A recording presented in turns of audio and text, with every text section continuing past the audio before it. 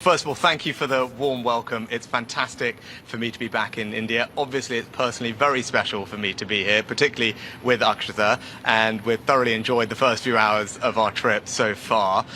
Now, when it comes to Ukraine and Russia and the conflict, one thing I will be doing is highlighting that the devastating impact that Russia's illegal invasion is having on millions of people around the world, particularly on food prices. Russia recently has pulled out of a grain deal that was shipping grain from Ukraine to many poor countries around the world, and now you've seen food prices go up. That's causing suffering for millions of people. It's not right, and one of the things I'll be doing is making people aware of that impact of Russia's illegal war.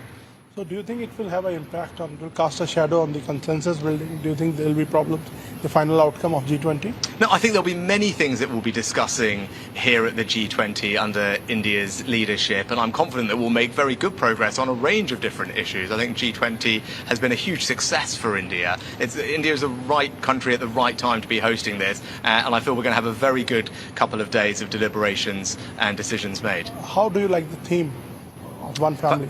I think it's a great theme, and actually when you say one family, I'm an example of the incredible living bridge that Prime Minister Modi described between the UK and India. That almost 2 million people like me in the UK of Indian origin. That's why it's very special for me to be here as British Prime Minister, in the country where my family are from.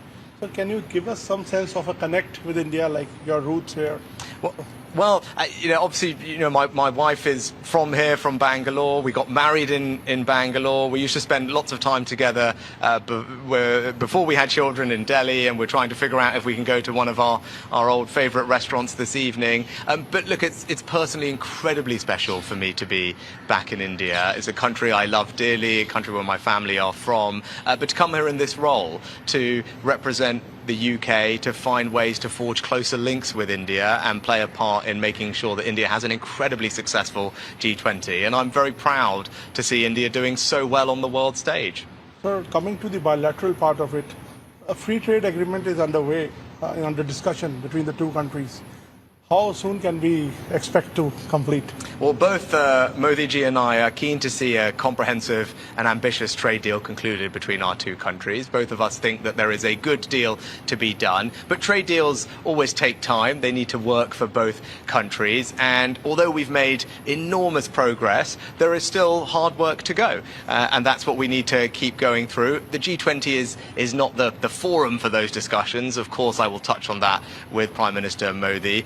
But the teams are working very hard. But as I said, there's hard work to go, but we will keep working through it. But I think there is an enormous opportunity for both India and the UK to strengthen our economic cooperation, which will bring real benefits to our citizens in both countries. Can you tell us something about your equation with Prime Minister Modi? You have met him a couple of times now. Yes, and I have enormous respect for Modi ji, and he's been personally very warm and kind to me, and we're working very hard, as I said, on our shared ambition of concluding an ambitious and comprehensive trade deal between India and the UK, because both of us think that would be a good thing, and both of us need to make sure it works for our two countries. And at forums like this, I'm very keen to support Prime Minister Modi in making sure that this G20 is an enormous success for India, which I know it will be, and this has been a great year for India more generally. Sir, another question. A lot of Indian community lives in your country there, and we have seen some ugly scenes of Khalistani protests, separatist protests. How do you secure Indian interests and there, because this is a big, huge issue between the two countries now. Yeah, it's a we have really, seen some ugly scenes. It's a really important question, and let me just say unequivocally that no form of extremism or violence like that is acceptable in the UK, and that's why we are working very closely with the Indian government to particularly tackle PKE, pro-Khalistan extremism. I don't think it's right. Our security minister recently was just in India talking to his counterparts. We have working groups together to share intelligence and information so that we can root out this kind of violent extremism. It's not right, and I won't tolerate it in the UK. Sir, how do you look at India's position on Russia and Ukraine? Well, it's not for me to tell India what positions to take on international issues, but I know India rightly cares about the international rule of law, the UN Charter, and respect for territorial integrity. I think those are things that are universal values that we all share. Those are things that I believe, and India, I know, believes in those things too. Sir, you have defined India-UK relation as a defining of our times. And what is the roadmap of 2030? Can you give us some broad sense of the bilateral relation there? Yeah, well, I think the bilateral relationship is in good health, and Prime Minister Modi and I are keen to deepen and broaden our relationship. The FTA is an obvious way for us to do that, which is why it remains our priority. And as I said, hard work to go, but I hope we can conclude a successful FTA. I think we can strengthen our security relationship as well. That's something that I've spoken to the Prime Minister about. And then something I'm particularly excited about is increasing the collaboration between our incredible researchers, our scientific community, our universities. The UK and India are two of the leading science technology superpowers of the world. And I think if we work more closely together, we can create jobs, create new businesses, and help solve some of the world's most pressing problems. My last question to you. You talked about your roots in India. People also there's much talk about your roots. You are connected to Hinduism and you wear these, rolis in your hands. Tell us something about it.